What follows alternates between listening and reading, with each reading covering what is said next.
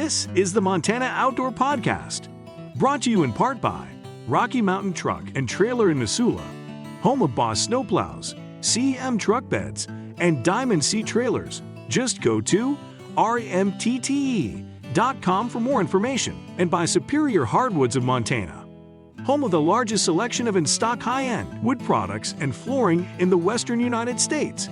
Let them guide you through the woods at superior-hardwoods.com. Now, get ready for more fascinating topics and the most interesting people you will ever find in Montana's great outdoors. We offer new podcasts most every Saturday. You can get a link to these podcasts by going to our website, montanooutdoor.com, or by going to our Facebook page, or just send an email to Downrigger at montanooutdoor.com and say send a link to my email. It's that simple. Now let's head out with your host, Downrigger Dale, and see what's going on in Montana's great outdoors. Thank you so much, Manny. And yes, as Manny said, you've got the Montana Outdoor Podcast, and I am your host, Dale Moore. And we're working on an interesting story. I've got so many emails from all of you out there that are saying, what's up with Flathead Lake and what's going on and who's running that dam? And, there's some finger pointing going on and different things going on. So I thought, well, let's go to the source. Let's clear this up and find out exactly what's going on, because that's what you guys want to do, and that's what we like to do here on the podcast. But more importantly, I've got a very interesting guest, because we're going to take you a little bit back in history too, and learn about the dam. Now, some of you know it as the Kerr Dam, but it's the SKQ Dam. The name of the Kerr Dam got changed when the Confederated Salish Kootenai tribes bought the dam. And I have the CEO of Energy Keepers, which is the energy company that the tribe owns. Brian Lipscomb is with me. Brian, thank you so much for taking the time. I know you've been very busy, especially with some of the things that are going on here, but thank you so much for joining me. Yeah, absolutely, Dale. Much appreciated. And really appreciate you reaching out and having some conversations. I know a lot of people have questions about this, and in many of the discussions that I have around the community and getting the news out, it really helps to get the information out and get more access to it. So appreciate you reaching out and having this conversation with me. You bet. Well, my pleasure. Brian, let's start with Energy Keepers. I think a lot of people may not know that is the power company. Before it was Montana Power, then it was Northwest Energy and those sort of things. Tell us about Energy Keepers and about that company. Yeah, absolutely. And you're right. Original constructors of the facility was Rocky Mountain Power Company, a subsidiary of Montana Power Company. We can chat about that a little bit later. And then Montana Power Company sold their generation assets in the late 90s, early 2000. I think the deal actually closed in the year 2000. Pennsylvania Power and Light bought those facilities, PPL Montana. They operated this facility as part of that fleet for 15 years. Then they sold to Northwestern Energy a year before we acquired. So Northwestern became the third owner of the facility, and now we're the fourth owner of that facility under the FERC license that authorizes its use. So that's the quick history. Energy Keepers is a CSKT wholly owned corporation. We're a Section 17 federally chartered corporation. So the Indian Reorganization Act of 1934 afforded opportunities for tribes to establish corporations to generate revenue, to provide dollars back to the government to then provide services, because we can't tax. And so corporations and establishing commerce and a stream of revenue from economic endeavors such as Energy Keepers is what provides CSKT revenue to operate the government and provide services here on the reservation that benefit, of course, all of us that live here. We're one of many Section 17 corporations of the Confederated Salish and Kootenai tribes that do provide that stream of revenue back to them. Mm-hmm. And what's interesting about this is, as far as I understand it, this is the only dam and hydroelectric operation that is solely owned by a Native American tribe. Is that correct? That is correct. As far as our knowledge goes, we're the only tribe that wholly owns a federally licensed hydroelectric project. Mm-hmm. There are other tribes that own portions or are in it with partnerships with other energy companies, but we're the only tribe that does it completely on our own. Mm-hmm. And this happened, of course, when the tribe acquired this. Was that was before you were involved with the Energy Keepers? Is that correct or no? No, actually, I was here and you were? worked Okay. with the tribe. I have a long history with this project. It actually goes all the way back to 1992. Oh, wow. Okay. Yeah. So you want me to cover that real quick? Well, yeah. What I was going to ask you, Brian, is what was the main reason that the tribe said, you know what, it's time for us to own that? Why do you see it that the tribe bought this project? Yeah, a couple of things, and this is really a decision that was made 4 decades ago, over 40 years ago. And it really goes back to the Indian Reorganization Act itself in 1934. So the Confederated Salish and Kootenai Tribes Flathead Indian Reservation was established pursuant to our Treaty of 1855, commonly referred to as the Hellgate Treaty. That's a Stevens Treaty. It was negotiated with the governor of the Territory of Washington at the time because that's where we were at. We were in the Territory of Washington. Montana wasn't formed yet. And we negotiated that treaty, and we preserved our homelands here, the 1.2 million acre Flathead Indian Reservation, as our exclusive retention of territory, which expanded all across western Montana, panhandle of Idaho, and out into eastern Washington. And we gave up claim to all of those lands for retention of this reservation and access to resources off reservation to perpetuate our culture into the future. Mm-hmm. So that all worked. That got put together in 1855, and things were working. And then the federal government came in, and in the late 1800s, they started a policy called assimilation. So they wanted to assimilate tribal people into mainstem society, which at that time across the West was agrarian, agricultural in nature. So they wanted to turn tribal people into farmers. And their strategy to do that was to take reservations and divide them up into what's called allotments, and then allot those allotments out to individual Indians so they could become farmers, become part of this agrarian economy that was starting to arise here in the West at the time. And so we avoided that as a tribe under the Dawes Act of 1880s. However, it got imposed upon us anyway in the Flathead Allotment Act of 1908, and then some homesteading acts that came along with that. So that all got done here on the Flathead Indian Reservation. And there was this general perception amongst a pretty broad sector of the public here in the West, some federal officials even, that the Flathead Indian Reservation would go away. And so you had all of this going on, and you had allotment take place. And then on top of allotment, you had homesteading that was allowed for allotments that were in excess, so to speak. So more allotments than there were tribal members at the time. So they were deemed excess and then opened up for non-tribal member homesteading here on the Flathead Indian Reservation.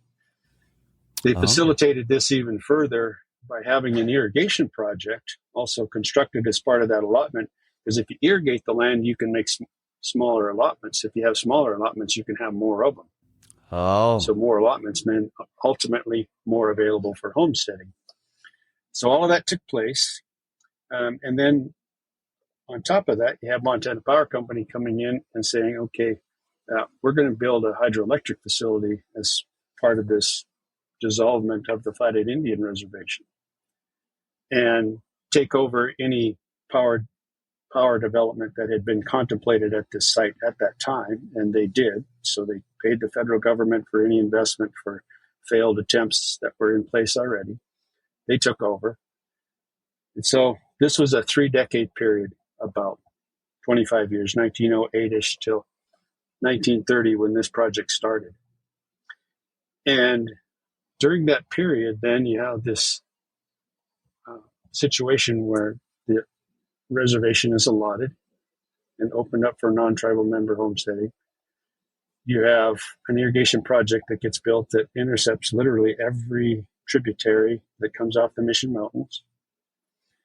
You have a large, the reservation viewed as a contiguous place that we lived with as tribal people, all of a sudden divided up with roads and fences, and large herds of livestock and horses and bison were all directed by the federal government to be just done away with and dissolved. And so all of this, lifestyle that we had went away. And the tribe and tribal people went into extreme poverty as a result. And that was the case across Indian country, wherever this policy was implemented. So the federal government said, okay, 1930-ish, they did a study and said, yeah, this didn't work. So they took a market turn then. And in 1934, they adopted the Indian Reorganization Act, IRA. And so I refer to it as the 1934 IRA. And that act then allowed for tribes to say, okay, let's have a different relationship with the federal government, adopt our own government, and begin then to form a government-to-government relationship with the federal government. Is that when tribes then became the sovereign nation that they are now? Yes. Okay. Yeah. And so 1934 was right on the heels of allotment, irrigation, and this project getting built, the then Kerr Dam getting built. And so we as a tribe said, we're gonna take that offer. And we were the first tribe in the nation to adopt our own constitution and form our government. And at that time, the tribe or tribal individuals owned about 20% of the reservation. And so immediately then the tribal government said that we've newly formed, we said, we need to bring the ownership of the reservation back into tribal ownership so that we can have this land base, the center of our homelands, to perpetuate our culture into the future. So we have steadily marched down that path. And so in the 1930s, it was reacquiring lands that were for sale. And we did that through our own dollars that we generated from timber sales here on the reservation. So we'd make the money through timber sales, we'd buy land back and bring it into tribal ownership. We've continued that since that time, so nearly 100 years. And we're almost to 70% of the reservation being owned now by the tribe or tribal members.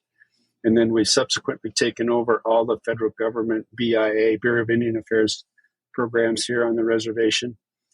We've recently got back from the federal government ownership of the National Bison Range.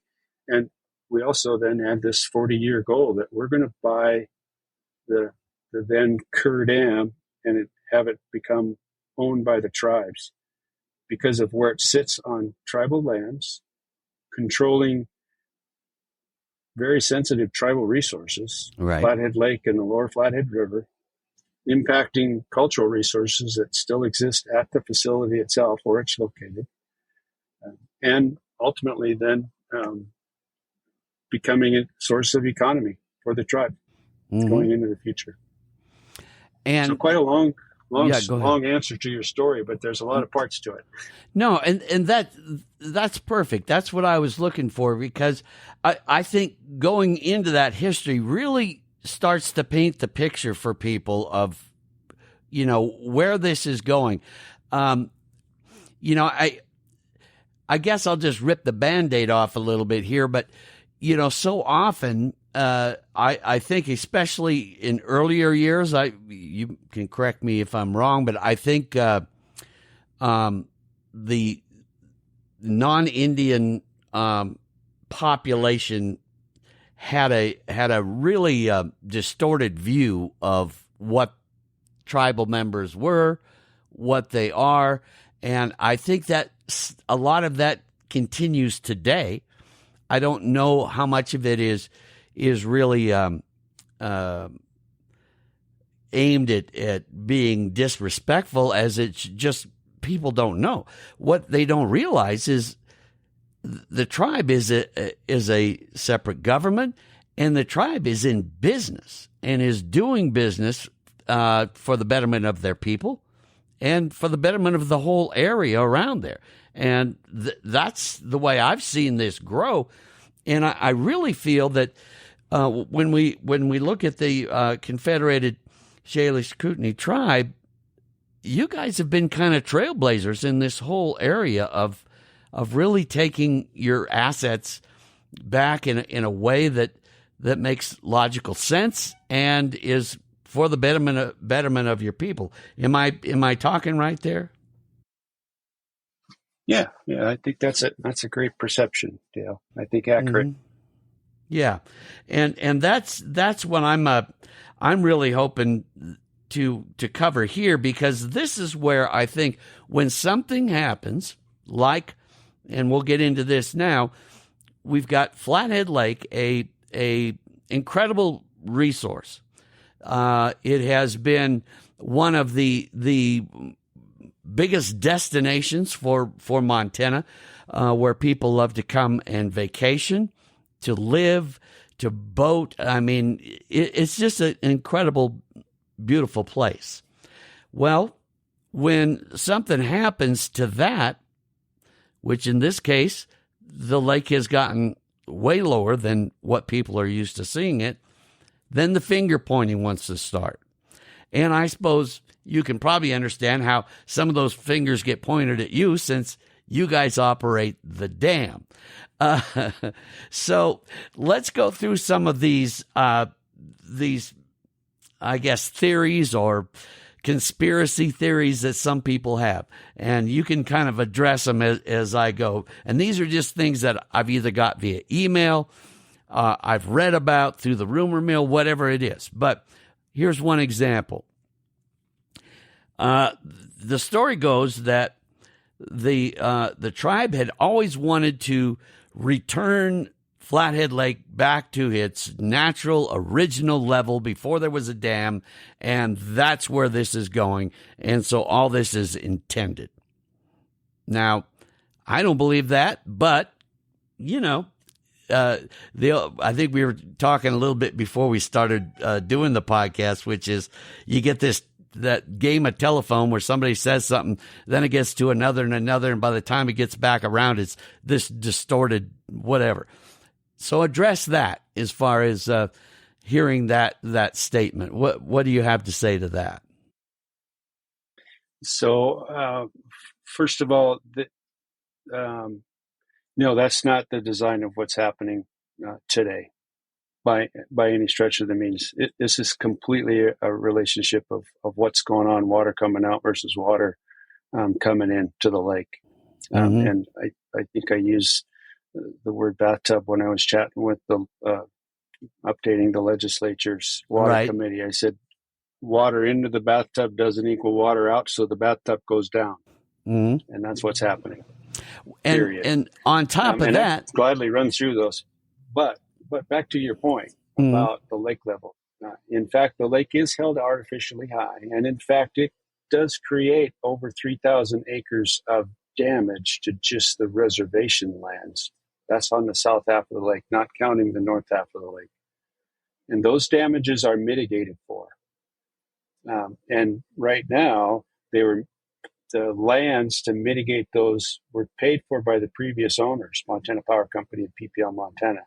Now we've taken over the management of those lands, and we pay for that mitigation for those acres that are inundated around the shore of the lake. So when you say inundated, you mean that are underwater, or just from the damage of the underwater? Okay, underwater more so. So recall before the dam was built, the lake naturally fluctuated up to about 2893 and then down to 2883, generally speaking. And the control of that is right at the rock shelf at the Polson Bridge. So that's what fills the lake naturally. So last year you saw the lake fill completely naturally. Without the facility, we were free flow all spring because of how much water we had. And it overfilled for the first time since 1964, completely on its own. That was last year. Over full pool. Okay. Last year. Yeah, just 1 year ago. which is part of the overall story here of things are changing. And now this year, the lake did. If we would have not held back and filled the lake with the dam this year, we would be to minimum pool now. We would be there now. And minimum so pool that's is how what things would have operated. Minimum pool is what we typically see towards the end of the fall, right? No, actually, it's what we see at the end of March, first part of April. Oh, okay. I got you. Yeah. So, so now I think you've explained that real well. So now let's go to the next one that I hear most often, which is, okay, the reason the lake is low is because the tribe owns the dam, and that's their business, is to generate a lot of power and sell it. And they found a new customer in the state of Washington who no longer buys power from coal-generated projects. So they started putting a lot of demand on this. The state of Washington did put all this demand for power on the dam and energy keepers, and so they had to keep those turbines running. So they started draining a lot of water out to be able to generate a bunch of power for a big new customer. So that's one of the rumors we've heard. So address that one. Our power generation for this water year, which our water year starts in October every year. So that's just how you look at it from a hydro management perspective. Your water year starts in October and it goes through September of every year. This year, every month we have been below normal, below average production at the facility. So our power generation has been below average all year, except for 1 month, and that was May. And we were average at May. And that's because that's when all the runoff came. So our having, pushing more generation because we have customers is simply not the case. We generate electricity at our facility at the level that we can within our limitations, using the water that's available. Mm-hmm. That's not to be confused with how we do business. You're right. We're an independent power producer that has many customers across the West. Most of them are here in Montana. Most of our customers in the wholesale market are Montana wholesale customers that we're excited to serve. We do have customers that are spread across the West, and we serve them from not only this asset, but from assets that we buy and sell wholesale energy from across the market in the West. Okay. So can you talk a bit about who some of your main customers are? Are you allowed to do that and kind of share with us a little bit about what give us kind of a broad picture of what your customer base is? Sure. In Montana, the wholesale Montana customers, there's about 20 so of them, and we serve 14 of them. Mining, schools, hospitals, some utilities. City of Great Falls, for example, one of our customers. Let's see, cement plants, talc companies. Those are companies in Montana that we serve. And then, we sell out to Puget Sound Energy on the West Coast as well. They're part of our customer base. That's kind of our long-term structured customers. And then we deal in the market every day. We're buying and selling power every day in the marketplace. It's a wholesale market. That's how you do business in this as an independent power producer in the wholesale markets. Mm-hmm. And so to give people a more accurate picture, which I think we're starting to create here, is that power doesn't just come flying out of the dam and then it's out there for everybody to grab. You guys are actually, like any business, defining a customer and saying, okay, you need power. Here's what we'll sell it to you for. And so then that gets generated to that customer. Am I right there on how that works? What I try to do when I talk to folks about this, they say, don't try to mix the physical part of electricity generation with the business side of doing business as a wholesale power marketer, okay, independent power producer. so don't mix the two. Physically, how power is generated and then managed is, it's a charge. So electrons go into the grid and electrons come out of the grid. And every second, that grid has to be balanced. You can't have an imbalance. And so, our customers are the ones with the straw pulling out, and we're the ones putting in generally. But then you have the Northwestern grid that we're connected to. So we're connected to Northwestern Energy. And then Northwestern is connected to Bonneville, who's connected maybe to Idaho Power or California ISO. So it just all becomes interconnected. So now let's talk about business. So when we do business as energy keepers in this physical world that I just described, we'll make a deal with customer X over there on the other side of the grid, and we say, okay, think of it like you do delivery of goods. You get the goods manufactured at some point, and then at some other point, somebody else buys it, and it's FOB where, meaning who's going to pay for the transportation of those goods. And so we have the same kind of discussions as we make a deal. We say, okay, where's the point of delivery? And instead of a highway system and trucks, we have a transmission system. And all of us then have either we own portions of that or we have access to transmission that we've acquired, so we can make deals and get these deals moved around. And so we'll make a deal and with XYZ, sometimes just customers clear down in Las Vegas. If we have electricity and they need it, and we'll say, okay, let's connect the dots, and we can make that work. It's economical for us. Is it economical for you? Okay, it's a deal. And away we go. Okay. And so that's how the business side of it works versus the physical side. And oftentimes, when I chat with people, the physical confuses or interacts and influences how people might think about the business side of it. Okay. So to clear that up then, to say, okay, well, they're just all about making money, and so they'll sacrifice the level of the lake and everything else to make that money. That's blowing out of the water from the way you just explained that, correct? Correct. Yeah, we are about making money. We're a for-profit corporation, so we're not going to sacrifice resources to do it. We're a tribal corporation that has a concern for these resources as the tribe does. These are our homelands too. I'm a tribal member. I'm on that lake all the time. I was out there yesterday. Matter of fact, the whitefish are biting, by the way, Dale. That's what I heard. So and I'm on the river. And my family's subsistence. We still live from the resources here on the reservation. And I still use those resources, eat those fish.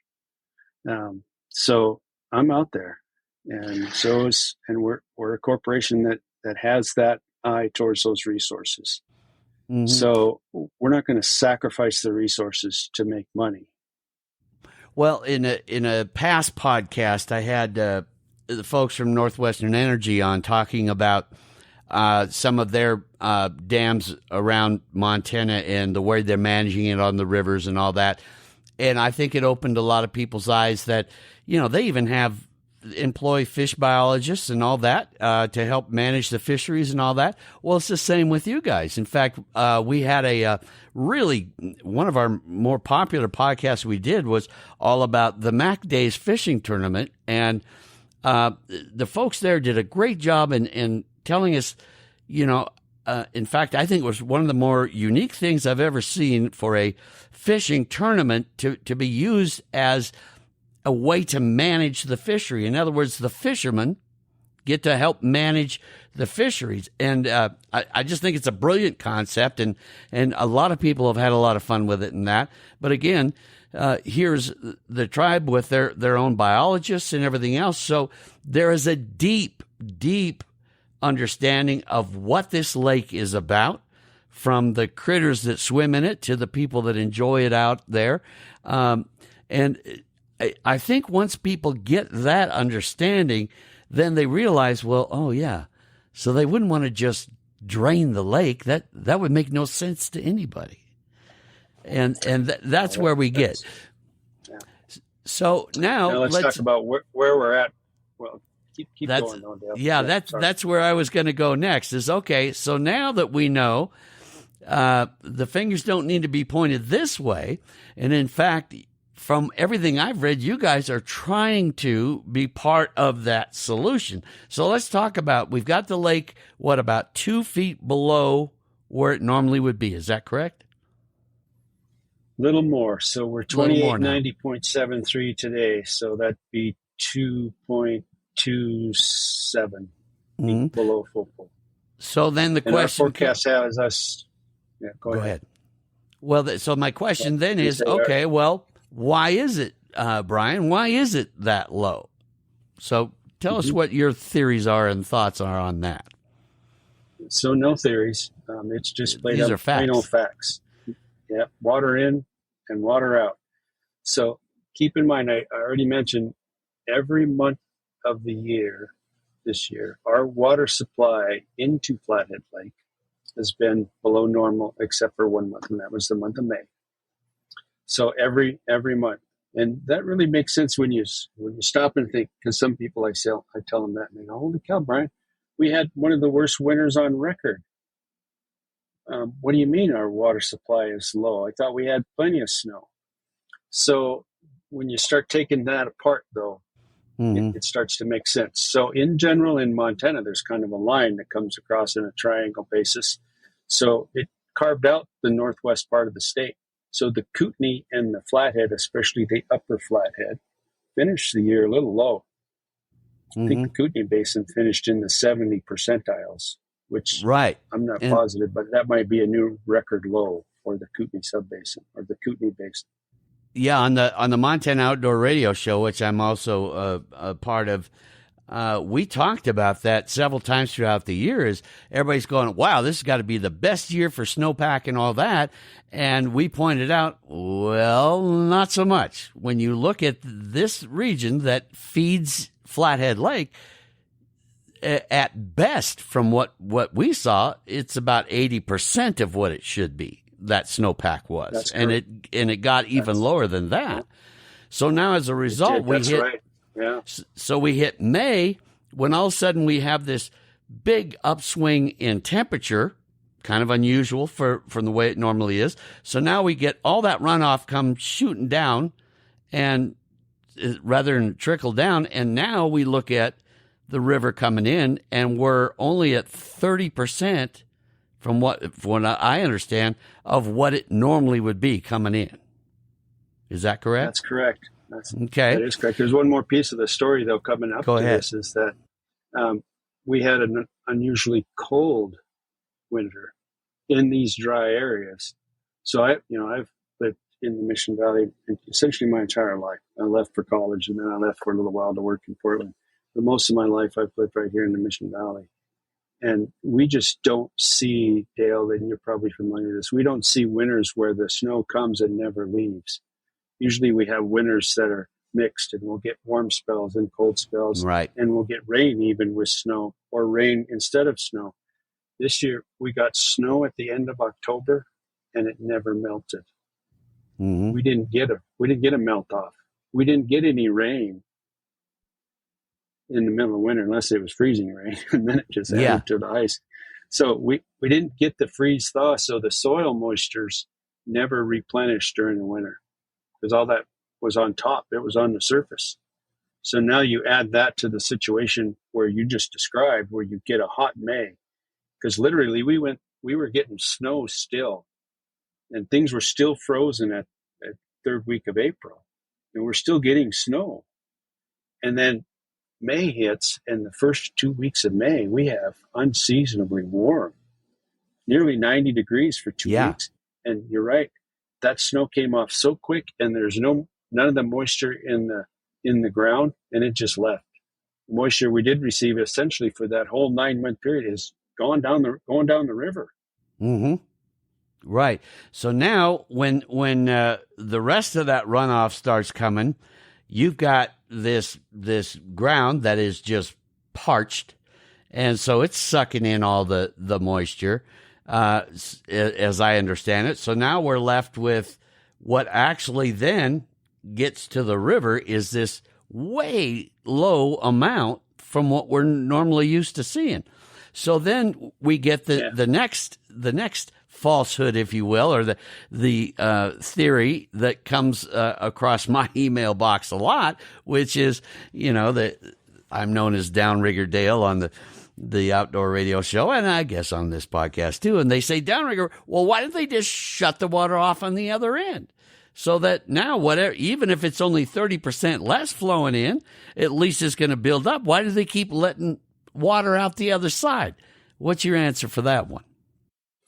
So there's two sides, two parts to answer there. First, Dale, is on the fill side. We're still a flood control facility, and even though we had low snowpack, it came out incredibly quick, and there was more snow than what would have fit in Flathead Lake. So we started filling Flathead. We recognized this situation early on. We started filling Flathead Lake in March, first week of March, 6 weeks early. Mm-hmm. And we're working with the Army Corps of Engineers while we do that because we have flood control requirements that are part of our license. So we work with the Army Corps and we say, okay, we're not going to hit minimum pool in April. April 15th is our normal minimum pool, 2883. We said, no, we're not going to do that. We're going to start filling the first week of March, and we were a couple feet above that minimum. So we started filling then. Then as we go through, we're watching things, and we're starting to actually forecast at that time. I think we put out our first Facebook update in April that said, we have some forecasts that show that Flathead Lake will miss refill by as much as 18 inches if some conditions persist. Well, guess what? Those conditions not only persisted, they got worse. Yeah. And so we're watching it. And then we go into April, or the first couple of weeks of May that we were describing. And we have an increase of flow coming into the lake that is phenomenal. That runoff started in days, Dale. Normally it takes a long time for the snowpack to what we call ripen, where it gets warm enough where it turns to water and starts to move. Mm-hmm. This one, we went from 0 to 100 in less than a week. Wow. And so we saw flows peaking out on the upper river nearly 50,000 cubic feet per second for a day. Holy smokes. And so we have to follow that up, watching it, because we're managing flood control. So we bump up, and we go above our minimums, and above what we can handle through the facility. And we spilled for about 3 or 4 days. And as we're spilling, then we're watching the hydrograph, and it's coming back down almost as fast. And so we drop back down to 25,000 cubic feet per second, I think within 10 days. Just boom, boom. And so we have a little peak, then we follow that. We capture some of it, but not all of it. And then we start to recognize, wow, we're running out of snow quick. And these forecasts for rain, like normally happen in May, aren't materializing. So we start working with the Army Corps again, and we say, hey, we need to have some relief from our 3 feet below full pool on May 30th. That's another flood control, 3 feet from full pool at the end of May to allow for then additional runoff as we come into June, which would be normal. This year, we looked at that and said, we're not going to have any runoff in June. We're not going to have any snow in June. So we better capture what we can. And so we filled the lake first to a foot and a half from full pool. Mm-hmm. And then we looked at that for a couple of days, and we went back to the Army Corps and we said, that's not enough. We need to capture everything we can and get it caught. And they agreed, and they said, okay, you're fully relieved of flood control requirements this year. So boom, we filled the lake. And by the end of May, we were less than a foot from full. Normally we're 3 feet from full. We're less than a foot by the end of May. And then boom, we hit full pool June 12th.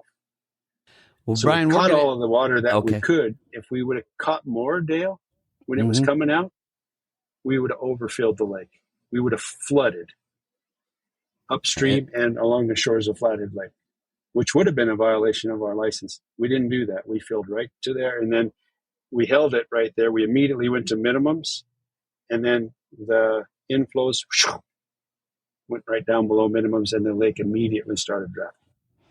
Well, Brian, we're going to take a quick break here, and when we come back, and you can think about this during the break, but when we come back, I want to ask you about this. From everything you just told me, it sounds like you guys saw this coming and were trying to mitigate this problem that you saw on your radar right away.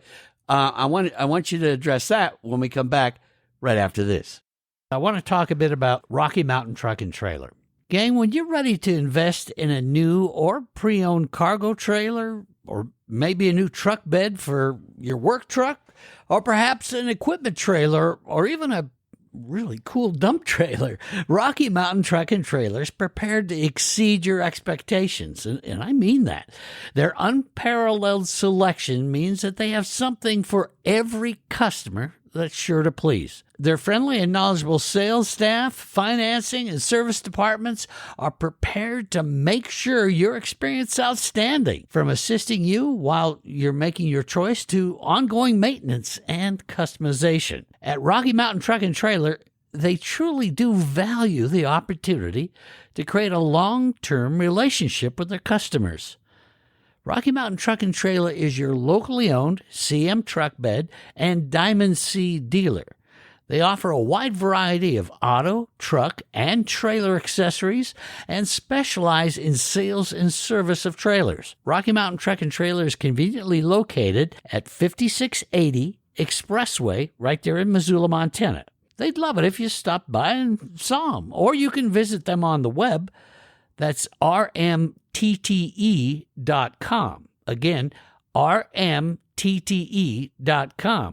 Or you can simply just give them a call, 406-549-4243. That's 406-549-4243.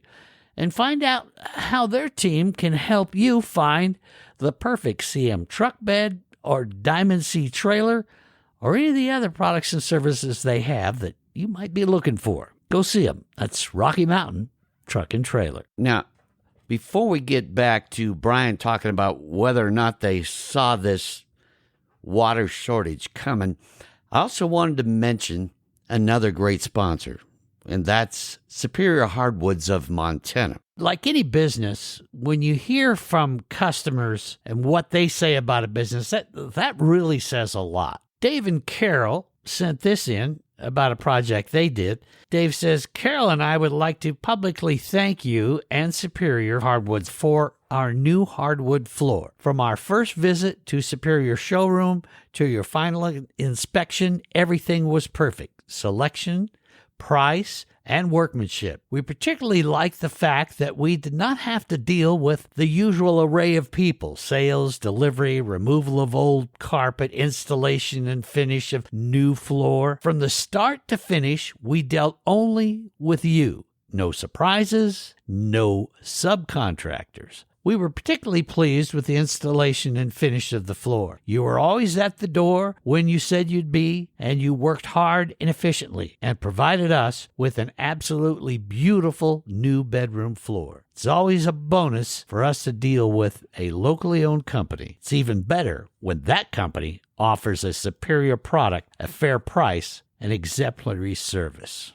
That says a lot, doesn't it? I'll tell you what, folks, when you get done listening to this podcast, I want you to go to superior-hardwoods.com, superior-hardwoods.com. Read through some more of their testimonials. Take a look at all the different woods you have. In fact, in a way, you kind of guide yourself through the woods and see everything there is. Then get a hold of the folks. Get a hold of John and the rest of the gang at Superior Hardwoods. You can call them at 406-235-7452.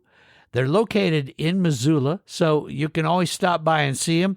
If you go to 5120 Highway 93 South, that's just south of Missoula, take a look at what they have there. You're going to be pleasantly shocked at what they've been doing and what they have. Well, heck, they've been doing it since 1977, so they've got it down. Superior Hardwoods of Montana. That's superior-hardwoods.com. So we're back here on the Montana Outdoor Podcast. I want to thank our great sponsors for helping us bring this podcast, which has just been a fascinating discussion with Brian Lipscomb from the Energy Keepers here, part of the the Confederated Salish Kootenai tribes. Brian, from what you've been telling us, it sounds like way early in the game you saw this coming, that Flathead was going to have a critical problem with water. And in fact, if I'm right, was that why you started filling early, was to try your best to mitigate what we're dealing with today? Is that correct? Yeah, that's correct. So our obligation is to try and fill the lake by June 15th, and manage within minimum flows and ramping rates down below the river that are in place to protect fish. To do that, we achieved that this year. We did exactly what we needed to do in order to achieve refill of the lake without sacrificing minimum flow to the fisheries downstream. So that was all accomplished through, like you said, proactive look ahead. We saw it coming. We jumped on it early, caught what we could. And then the lake has gone down because inflows have been less than minimum outflows. Okay. So for the people that like to point fingers, and, I'm not criticizing you folks, because I know you got all this money tied up in property, or you've planned this dream vacation forever, and now we've got this issue. But what we've learned here is, okay, one of the organizations you might want to point fingers at was actually saying, no, we see this coming, we're trying to fix it. Brian, was there anyone or any other organization, government or non-government or whatever, that was getting in your way to try to alleviate this problem? Or was this just the perfect storm of Mother Nature saying, not going to happen? It's just Mother Nature. Even the Army Corps of Engineers we worked with, I explained that earlier, they saw what was happening as well. I know the Bureau of Reclamation, who operates Hungry Horse Dam upstream from us, they were scrambling also to capture as much of this really peaky runoff as they could. I think they missed refill by about 6.5 feet this year. They typically don't always get to full pool, so 6.5 feet for them is not as unusual as it might sound like it would be for us. But nonetheless, they didn't reach as high as I think they would have liked to this year, given the peaky nature of the runoff. But no, there was no federal agencies getting in the way, or no license requirements getting in the way of us saying you're not going to be able to fill the lake this year. We filled it, and we got there. It's exactly as we planned and thought it would work out. We did it. But unfortunately, the bathtub, some Mother Nature shut the water off, refilling the bathtub, and there's where we ended up there. And then this is my last one of the things that come across my email box was people said, well, okay, we can fix this then if we just release a whole bunch more water out of Hungry Horse, and that'll go into Flathead and that'll refill it. Well, we had the governor on this show on a podcast here not long ago, and he brought up he was fishing at we were doing our annual boat ramp show from the Fort Peck Governor's Cup Walleye Tournament, and he said, guys, that's not a viable solution. If you dropped Hungry Horse by 4 feet, you might get 4 inches up in Flathead Lake. Was the governor right with that analogy? Pretty close, yeah. I think 3 feet of water out of the horse is about 8 or 9 inches in Flathead Lake, because Hungry Horse isn't this big surface area, so you have to drop more elevation to get the same volume and surface area impact on Flathead Lake. So the amount of water, and the other thing I'd say, Dale, that we haven't touched on is just how low things are coming into the lake. You're right. We're finishing July today. We're going to finish July. So we finished June at 40% of normal. That's 60% below average. Right. And we're finishing July at 31% of average. We're currently looking at a forecast for August, which August is normally dry anyway. We're going to be less than 50%. Right now we're 49% for the month of August for a forecast inflows, and then 60% for September. That 3-month period, June, July, August, new record low for water supply into Flathead Lake for the period that we've measured it, 74 years, period record. So that causes you to just pause and say, okay, there's not much water coming in. Hungry Horse is in that watershed. So when you start talking about, okay, we can solve this problem with the horse, you really can't, because they're dealing with the same situation. First of all, the governor is absolutely correct. A bunch of water out of Hungry Horse doesn't measure much water in Flathead Lake. Second of all, you have operational requirements for the horse as well. Mm-hmm. So, you can't stay within those operational requirements and move water out of the horse into Flathead Lake. And even if you did, that Hungry Horse is part of the federal operating system, and it's all operated as one system. So Hungry Horse and Libby in Montana, and then all the federally owned dams all the way to Bonneville Dam on the Lower Columbia are all operated by 3 entities: Army Corps, Bureau of Reclamation, and BPA. And they operate pursuant to a biological opinion under the Endangered Species Act that is court controlled because there were violations to it. Mm-hmm. 20 years ago, I think. So this has been under a court oversight ESA operation that federal hydropower system has for over 2 decades. And so managing within those requirements is, Hungry Horse is part of all of that. And so we start looking at, in a dry year, all of a sudden, all of the flexibility just goes away. Mm-hmm. Yeah, because for every action, there's a reaction, and everybody's got, their different, whether it's a, biological species in the water that they need to protect and manage, to farmers that are irrigating and needing that to grow food. So it goes on. And so everyone gets in kind of a precarious position of, we gotta try to find that happy medium. So then the big question comes, okay, is there anything that we've learned from what happened this year that could prevent it from happening next year or down the road?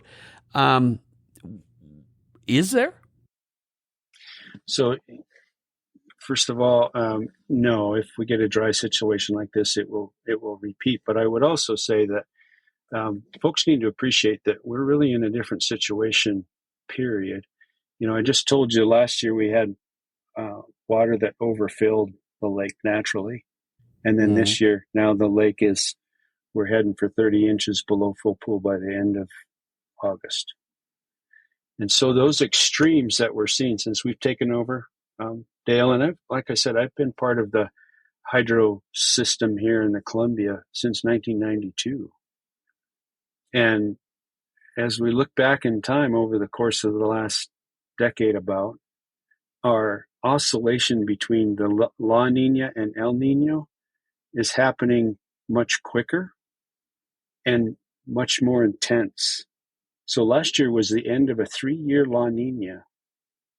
You have to look hard back in the record to find 3 years of a La Nina cycle, which of course is the ocean temperatures a little colder, so we tend to give us cooler, wetter winters here in the Northwest. Mm-hmm. And so that was 3 years worth. And I can attest to that. I plowed snow pretty heavy for 3 years. Yeah. And now you get to the end of that, and we have ocean temperatures now that are exceeding records. Where these are measured down off the coast of Chile. And those ocean temperatures are higher than have ever been recorded, and we're getting forecasted for the worst El Nino ever. And of course, that's evidenced in temperatures across the globe. We have temperatures that are exceeding what we've ever recorded for the world. And we're not immune to that here either. And so we get these crazy ups and downs, and so what we've been able to be afforded and the luxury of having the lake managed within the top foot in the past is not our future. Our future is different. our future is we need to adjust to what's going to be coming at us.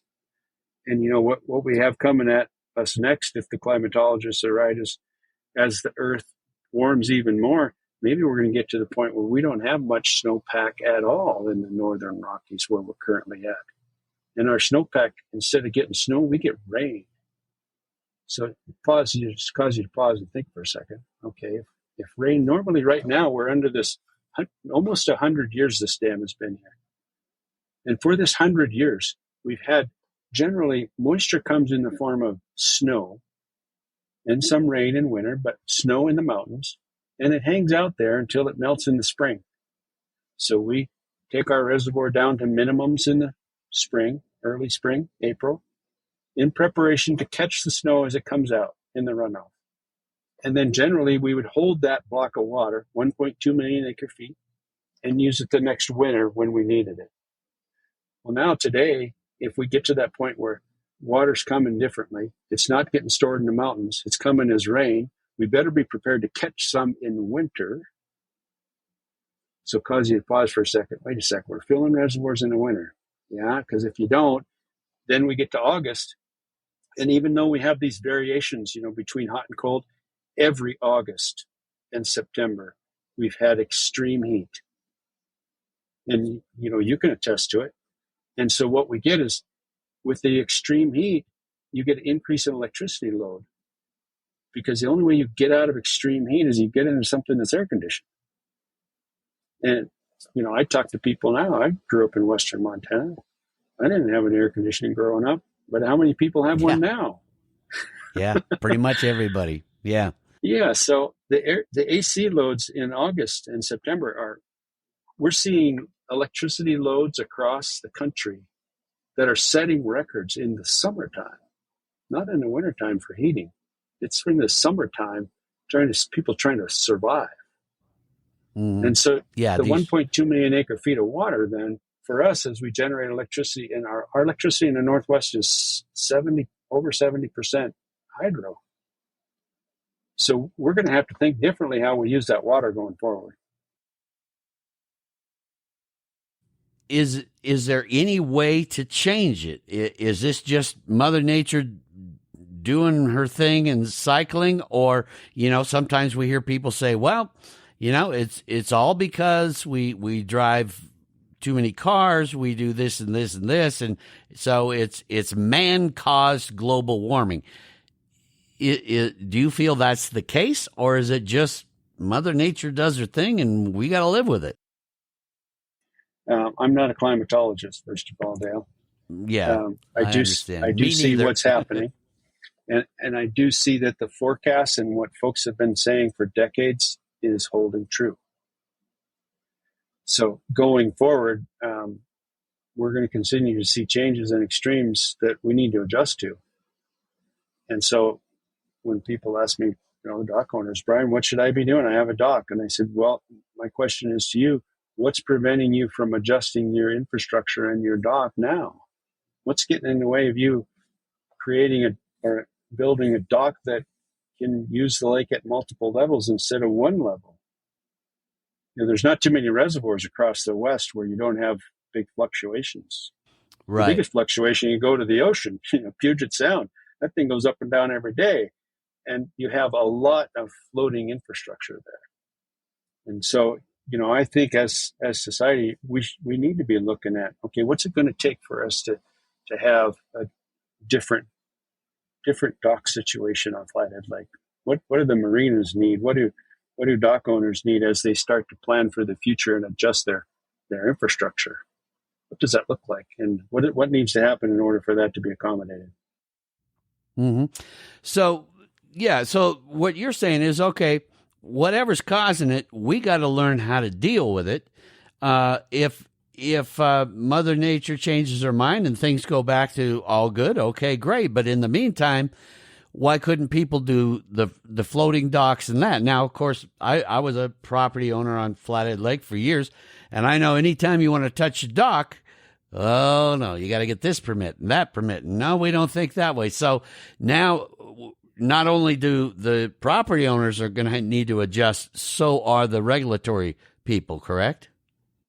Yeah, agreed. There needs to be some conversation about that. Absolutely. Mm-hmm. Yeah, because from what I've heard on Flathead, there are some folks, and I know there was some of the marinas. I think there was, if I remember right, maybe one or two that rent boats or jet skis or that had floating docks, and they kind of were able to roll with the punches a little on this. So that's then what we got to look at is, how do we do that? I know that the governor has asked for a drought relief and making it a federal disaster area in that. So I assume some federal funds can flow in. How, in your opinion, how best should those funds be used to help manage this? Would people get some sort of compensation to help fix their docks, or is this just going to be all on us? Yeah, I'm not a disaster expert or funding expert in that arena, Dale, but that's what makes sense to me. And I think that's included. Like I said, I haven't delved into that part of things deeply, but I think if folks wanted to access some of those cheaper, that less expensive capital to make the necessary changes to accommodate this going forward, I think that's doable. Mm-hmm. And again, that's like what you just said. These are discussions we need to have, and that's been my goal with this podcast right here, is to say, okay, rather than do the finger pointing, and we all have our opinions in that, but let's look for solutions, and solutions we can all work together on to fix this, because it is what it is. I think we've explored all these things of, okay, was it mismanagement? Well, no. Okay, well, was it that? No, it wasn't that. Okay, so Mother Nature's going to throw us what she throws us. Now, we're either going to roll with the punches and work with her, or we're going to stand on our docks that are too high and be upset. And I think we can find solutions if we work together, and that's what I hope people are going to gather from this is, here's some ideas, here's some thoughts. What do you folks think? Anything my mom else? Has a dock. My mom has a dock on Flathead Lake just north of Blue Bay, and it's the classic, piers. Sure. And I'm looking at that dock. It's time for a new deck. I'm looking at that dock with some more of my relatives and thinking, okay, how do we turn that dock into a floating dock with those piers? We'll figure something out. When I do, I'll send you a picture, Dale. There you go. Yeah. Did your mom have a few discussions with you around the dinner table saying, son, what are you doing with the dam down there? No, they knew early on. I was telling them early. They knew you were working on it and saw this coming. This is happening. And, so now, go ahead. Right. I was just going to say it's the dock situation. Yeah, that's something to be recognized. But you get out on Flathead Lake now, and we have beaches and shoreline that's usually not afforded to opportunity this time of year. It's all underwater. Now there's, I was at went by one of the lake access points on the east shore. That's right along the highway. And typically it's kind of pretty tight. There's just a dock there, and there was a little bit of beach. Now there's 200 or 300 yards of beach, and they ran out of parking because so many people were using it last weekend when it was 95 degrees. Those beaches were completely full. Well, for several hundred yards up and down, and those weren't there before. Mm-hmm. Yeah. Well, and I think that's where, like you say, we're going to all have to do some adapting and looking. I spend a lot of time over at Fort Peck. Well, you see that thing come up and down a lot, and there's some pretty good systems they have in place to deal with that. And then the rest of it, as we talked about, is up to Mother Nature. So, going forward, then, what are your long-term goals with Energy Keepers and that? Obviously I think we've established you're going to do whatever you can to make the lake what it is, but long-term, is it going to be business as usual, or are there some long-term goals that you guys want to accomplish going forward? Yeah, as an independent power producer in this country, we're small. We're a tribal independent power producer, one of the only ones in the country, and we're small. And we're in the middle right now of a tremendous transition of our electricity generation fleet in this country. And we're going to be part of that transition. So we'll grow the company, and we'll look to add additional assets, grow our power trading activities, and expand those all across the country. So our company's growing, and will be part of the energy economy going forward. Do you guys see using other alternative energies, whether it be wind or solar or nuclear or any of that? We'll look at all of the above and see what the opportunities are as we continue to grow the business. Our asset here was what started us in the business, and it will always be part of things going forward. And the adjustments that we've talked about so far, Dale, which, by the way, appreciate you bringing out all of these questions, important conversations. And hydro as a whole will be part of that conversation of how does it get adjusted as we go forward. So we'll continue to do that with this asset, but then, we're a business that'll be growing and expanding. Lastly, how do you see the relationship between the Native American community and non-Native American community? Is it healthy? We often see on the news and all that there's so much racial division and this and that. How do you see it? You've been a member of this tribe your whole life. Is it gotten better, worse, same? Where do you see it? I think it depends. It depends where you're looking. And so I would say, the people that have been here for all of their lives and know the tribes and know who we are, they're our neighbors, they know how we work. We're neighborly people. Yeah. We're not going to run anybody off. We're not scary. We can be talked to just as easy as anybody else. And they know how to have the conversation and pick up the phone and call us. I think where we're seeing a lot of it is, just like every place in Western Montana, we have a tremendous influx of people into our part of the world right now. And that just creates a whole new bunch of folks that need to understand. And that the misunderstanding, I think, leads to, unfortunately, in our society today, a lot of supposition and a lot of, thinking the worst rather than, oh no, there's a logical conversation here. Let's go figure it out.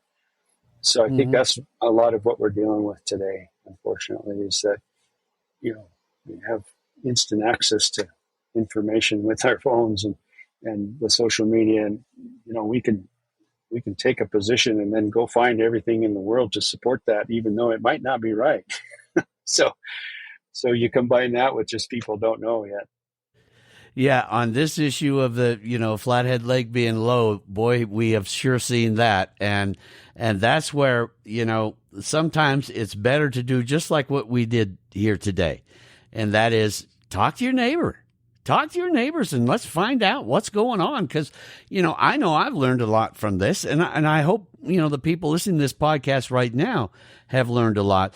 And for those of you listening, if you have questions for Brian, how would you like me to get those questions to you? Do you want me to just have them send them to me and then I pass them on, or would you like to give your email, or be careful what you wish for, because you might get a lot, you may not get many. I don't know. Yeah. So first of all, any questions you get, Dale, pass them to me. If they go to Energy Keeper's website, there's a place where they can ask a question, and it'll come into our system, and we'll get it disseminated out to those who can get them an answer. And for you folks listening, when you came to our podcast here, you saw the podcast description, and in there I'm going to have links in there for going to that website, so you'll be able to click on that and go there and give your comments. Or you can, Manny will be giving out my email address. I'll say it right now. It's downrigger@montanooutdoor.com. And you can send any of your questions, thoughts, whatever. And then we'll have Brian come back on, hopefully one of these days. And I really appreciate you taking all the time. Is there anything you'd like to close with, Brian? Anything we haven't touched on or things you want to say before we close up shop here? No, I don't think so, Dale. I think you did a great job. I appreciate you reaching out and having these really thoughtful conversation and good questions and good discussion today. So I appreciate that. And yeah, if there are more questions or we need to delve deeper into this stuff, be glad to spend some more time with you. Mm. If people would like to take a look at the dam, I know there was a time when, in fact, you used to give the tours to on field trips and stuff for schools. Are there tours of the dam available anymore, or so? Like that? We're just coming out of the pandemic, and for us, we had to operate differently during the pandemic because, and this is the case for all critical infrastructure across the United States. Doesn't matter where it's at. We can't send our operators to Hungry Horse, and Hungry Horse operators can't come down here. We don't have interchangeable systems. It's not all the same. Mm-hmm. Operating one's Right. not like operating any of them. So you got to protect the people. So we're still doing that somewhat, keeping people protected. I anticipate as we get a little past this farther, we'll start doing kids tours down into the powerhouse, etc. As far as seeing the dam itself, thanks for asking that, because our overlook is closed at the moment. We're rebuilding the stairs. You might recall those stairs were old. Yep. Yeah, I remember that. End of Yeah. life. So we took all those out, and we're really rebuilding a really nice gravel / rock pathway, stairway down to the overlook. And we hope to have that open in a couple of weeks in August. Fire season allowing and fire restriction allowing, it should be back open so people can get out there. But that's the other part we're really struggling with right now. You're probably aware that little thunderstorm that came across the Flathead Indian Reservation yesterday morning has just wreaked havoc. I was looking at some news that the one fire that's in the Salish Mountains in the middle of the reservation went to over 1,000 acres in less than 24 hours.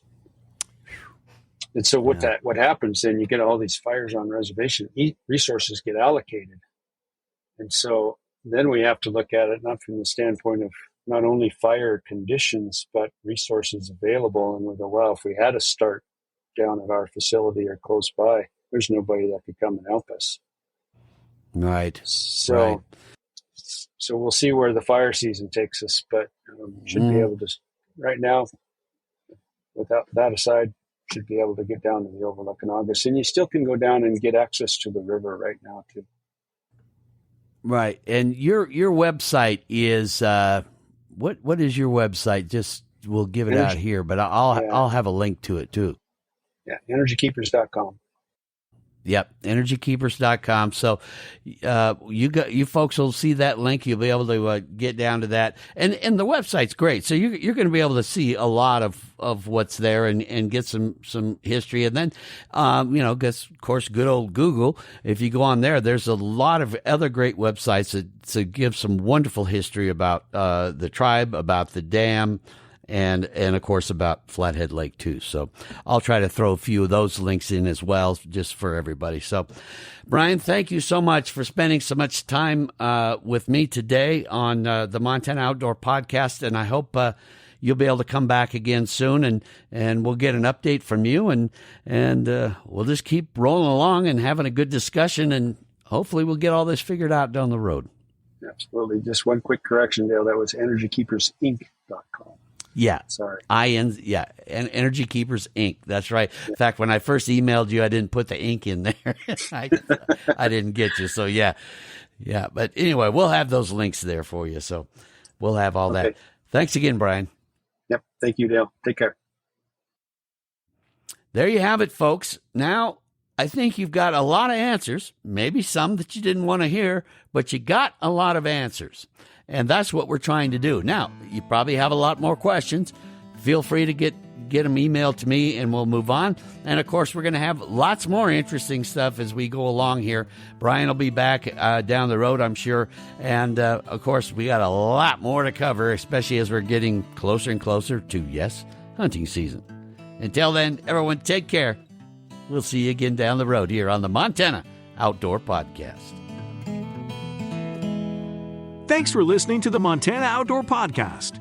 It has been brought to you in part by Superior Hardwoods of Montana, home of the largest selection of in-stock, high-end wood products and flooring in the western United States. Let them guide you through the woods at superior-hardwoods.com. And by Rocky Mountain Truck and Trailer in Missoula, home of Boss Snowplows, CM Truck Beds, and Diamond Sea Trailers. Just go to rmtte.com for more information. So what did you think of today's podcast? Send your questions and comments to Downrigger at montanooutdoor.com. We should be dropping a new podcast this next Saturday. Until then, we will see you soon out in Montana's great outdoors.